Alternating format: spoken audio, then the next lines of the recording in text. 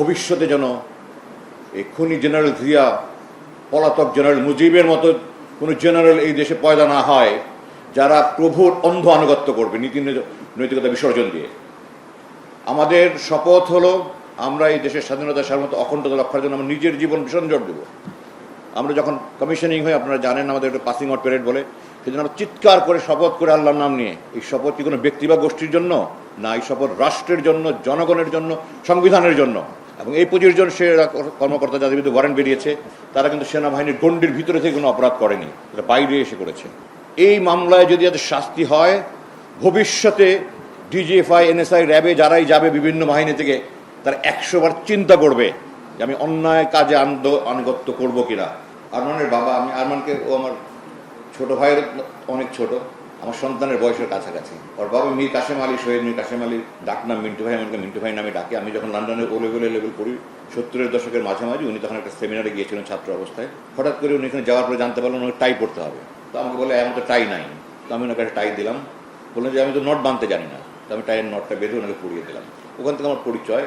ওই পরিচয় শুধু আমাকে সারা জীবন এত স্নেহ করেছেন যে ওনার এই ঋণ আমি শোধ করতে পারবো না। ব্যারিস্টার আরমান তার পেশা জীবনের প্রথম মামলা হলো আমাকে যে স্বৈরাচার সরকার 2009 চাকরি থেকে বহিষ্কার করলো, সেটার মামলা ব্যারিস্টার আব্দুল রাজ্জাক লড়েছিলেন। ব্যারিস্টার রাজ্জাকের সহকারী হিসাবে ব্যারিস্টার আরমান এই মামলা করেছে, তার সাথে সার্বক্ষণিক জনতা, এবং তার পেশা জীবনে এটা প্রথম মামলা। তো তার বাবার সাথে একটা অদ্ভুতভাবে আমার পরিচয় হয়েছে এবং সম্পর্ক হয়েছে, তার সাথে হয়েছে। এবং আমাকে 2009 বের করে দেওয়ার পর থেকে আমাকে গুম করার আগ পর্যন্ত মীর কাশেম আলী ভাই, আমি ডাকনাম মিন্টু ভাই নামে ডাকি। মিন্টু ভাইয়ের সাথে অত্যন্ত ঘনিষ্ঠভাবে কাজ করেছি, কারণ আমি অনেক স্কুলে কনসালটেন্ট ছিলাম এবং উনি কিছু, তার মধ্যে কয়েকটা স্কুলে উনি চেয়ারম্যান ছিলেন। তো তাদের সাথে আমাদের সম্পর্ক, এটা হলো আত্মার সম্পর্ক। আমি যেটা বলি সেটা হলো যে যারা আমার চাচা, মামা, খালা, ফুফু, আমার সন্তান, তাদের সাথে আমার রক্তের সম্পর্ক। তারা হলো আমার রক্তীয়, তারা আমার আত্মীয় না। মীর কাশেম আলী, ওনার পরিবার, আরমান, এরকম আরও অনেক আছে যাদের সাথে রক্তের কোনো সম্পর্ক নাই, কিন্তু তাদের সাথে আত্মার সম্পর্ক। তারা হলো প্রকৃত আত্মীয়। অনেক রক্তীয় আছে যারা আত্মীয় হয় না, অধিকাংশ আত্মীয় রক্তীয় হয় না। এই আত্মার সম্পর্ক কিন্তু অনেক গভীর সম্পর্ক। এই জন্য আমার অন্যান্য প্রোগ্রাম আছে, আমি ওটা চেঞ্জ করে এসছি এবং অনুরোধ করেছি আমাকে তারা দিয়ে ছেড়ে দেওয়ার জন্য। আমি কথা বলে চলে যাব। আমি যে আইডিয়া নিয়ে কথা বলতে চেয়েছি সেটা হলো, জুলাই বিপ্লবটা কী ছিল? 1 নম্বর, এটা ছিল ভারতীয় আধিপত্যবাদ বিরোধী একটা বিস্ফোরণ। পৃথিবীর ইতিহাসে এমন বিপ্লব নেই যেখানে 5-6 বছরের শিশু থেকে 80-90 বছর বৃদ্ধ অংশগ্রহণ করেছে। সকল শ্রেণী পেশার পুরুষ, নারী সবাই অংশগ্রহণ করছে, এমন কোনো ইতিহাস নেই। এত অল্প সময় একটা বিপ্লব সফল হয়েছে এমন কোনো নজির নেই। এই বিপ্লবটা কি হয়েছিল কেবল একটা নির্বাচনের জন্য? এই বিপ্লবটা হয়েছিল একটা মানুষের আশা আকাঙ্ক্ষার প্রতিফলন হিসাবে। আমরা সুখী, শান্তিপূর্ণ, সমৃদ্ধিশালী বাংলাদেশ দেখতে চাই, দুর্নীতি, বৈষম্য, জুলুম মুক্ত বাংলাদেশ দেখতে চাই। গত 14 মাস আমরা এই কোনো কাজ করেছি বলে আমি মনে করি না। আমি যখন মুক্তির পর প্রায় 3 মাস হাসপাতালে ছিলাম, তখন এবং এরপরে হাজার হাজার দেশ বিদেশ থেকে সকল শ্রেণী পেশার মানুষ আমাকে নানান রকমের পরামর্শ দিয়েছে, বিশেষ করে গুমের সাথে যারা জড়িত তাদের ব্যাপারে কি করণীয়। এদেরকে কি আইনের হাতে দেওয়া হবে না ছেড়ে দেওয়া হবে? আমি আমার প্রসঙ্গটা বলছি এখানে, কারণ আমার সাথে সেনাবাহিনীর কিছু বিভ্রান্ত বিপদগামী অফিসার জড়িত ছিল। এটা কিন্তু নিজের সাথে নিজেকে যুদ্ধ করতে হয়েছে আমাকে, কারণ আমার প্রতিটি শিরা উপশিরা অনুপরমাণু রক্তবিন্দু লোমকূশ একজন সৈনিক, দেশপ্রেমিক সৈনিক, জীবন উৎসর্গ করা সৈনিক, যারা আমাকে অপহরণ করেছে তার সাথে জড়িত ছিল অধিকাংশ আমার ছাত্র, আমার ছোট ভাই, আমার ছাত্র, আমার এই রক্তের দেশের একই ইউনিফর্ম পরা, তাদের বিরুদ্ধে আমি দাঁড়াবো? It is a big challenge for me.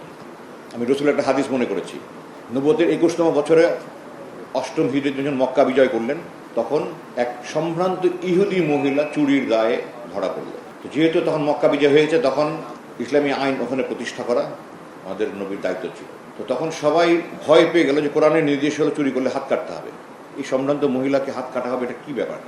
তো সবাই তখন পরামর্শ করলো কী করা যায়।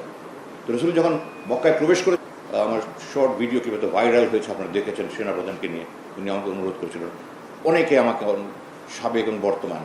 আমি মনে করেছি যে মেসেজটা আমি এখন দিতে চাচ্ছি সেটা হলো, আপনারা শুনেছেন আমি যেদিন ওয়ারেন্ট বেরিয়েছে এবং তারপর যেদিন তারা হাজির হয়েছে এই জেনারেলগুলো আদালতে, আমি সেদিন বেরিয়ে বলেছি আমি প্রতিহিংসার জন্য মামলা করিনি। আমি করেছি যেন ভবিষ্যতে এমন কোনো স্বৈরাচার এই দেশে না হয়, এই মামলা দিয়ে যেন শিক্ষা লাভ করে। আমার আরমানের মতো, ব্যারিস্টার অ্যাম্বাসেডর মারুফের মতো, মাইকেল চাকমার মতো, হাসিনের মতো আর কাউকে গুম হতে না হয়, পরিবারগুলো মানবেতর জীবনযাপনে বাধ্য না হয়। আমি বইয়ের গণনায় যাচ্ছি না, আপনারা বই পড়ে নেবেন। আমার দুটো উদ্দেশ্য ছিল আমি এই মামলা করেছি। একটা মেসেজ, যারা ভবিষ্যতের রাষ্ট্রের কর্ণধার হবে তারা যেন কোনোদিন ধৃষ্টতা না হয় যে আমি আবার আইনের বিরোধী কোনো কাজ করব, জুলুম করব, অপশাসন করব। তারা যেন ইনসাফের ভিত্তিতে দেশ পরিচালনা করে। যদি দৃষ্টান্তমূলক শাস্তি হয় তাহলে এটা নিশ্চিত করা সম্ভব হবে। আল্লাহ কি মানুষকে ভালোবাসেন না? হাদিসে আছে, মা সন্তানকে যত বেশি ভালোবাসে তার চেয়ে বেশি আল্লাহ মানুষকে ভালোবাসে। তারপর সেই আল্লাহ চুরি করলে হাত কাটার হুকুম দিয়েছেন কেন? কারণ এটা একটা ডেটারেন্ট, এটা প্রতিরোধক, প্রতিবন্ধক হিসেবে কাজ করে।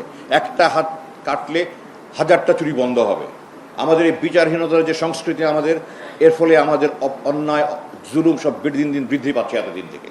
ওটা বন্ধ করতে হবে। ওটা বন্ধ করার জন্য আমি মামলা করেছি। দ্বিতীয়, ভবিষ্যতে যেন এই খুনি জেনারেল জিয়া, পলাতক জেনারেল মুজিবের মতো কোনো জেনারেল এই দেশে পয়দা না হয় যারা প্রভুর অন্ধ আনুগত্য করবে নীতি নৈতিকতা বিসর্জন দিয়ে। আমাদের শপথ হলো আমরা এই দেশের স্বাধীনতা, সার্বভৌমত্ব, অখণ্ডতা রক্ষার জন্য আমরা নিজের জীবন বিসর্জন দেবো। আমরা যখন কমিশনিং হই, আপনারা জানেন আমাদের একটা পাসিং আউট প্যারেড বলে, সেজন্য আমরা চিৎকার করে শপথ করে আল্লাহর নাম নিয়ে। এই শপথ কি কোনো ব্যক্তি বা গোষ্ঠীর জন্য না, এই শপথ রাষ্ট্রের জন্য, জনগণের জন্য, সংবিধানের জন্য। এবং এই 25 জন সে কর্মকর্তা যাদের বিরুদ্ধে ওয়ারেন্ট বেরিয়েছে তারা কিন্তু সেনাবাহিনীর গণ্ডির ভিতরে থেকে কোনো অপরাধ করেনি, এটা বাইরে এসে করেছে। এই মামলায় যদি এদের শাস্তি হয়, ভবিষ্যতে ডিজিএফআই, এনএসআই, র্যাবে যারাই যাবে বিভিন্ন বাহিনী থেকে, তারা 100 বার চিন্তা করবে যে আমি অন্যায় কাজে আনুগত্য করবো কিনা।